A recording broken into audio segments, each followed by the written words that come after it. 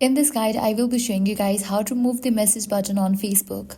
Let's get started. First, launch your Facebook app. Make sure you have already logged into your account. Now navigate to the menu page. Then scroll down and head over to the option Settings and Privacy. Click on Settings. Once you're in this page, different options will appear. Scroll down. Find the option Audience and Visibility. Under that, you're going to find the option How People Find and Contact You. Click on that option. Now from here, scroll down and click on the option How You Get Message Request. Tap each category and switch it to Don't Receive Request.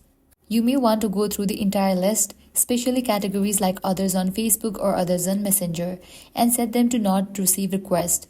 By limiting who is allowed to message you, Facebook automatically removes the message button from your profile, helping you avoid unwanted or spam message altogether.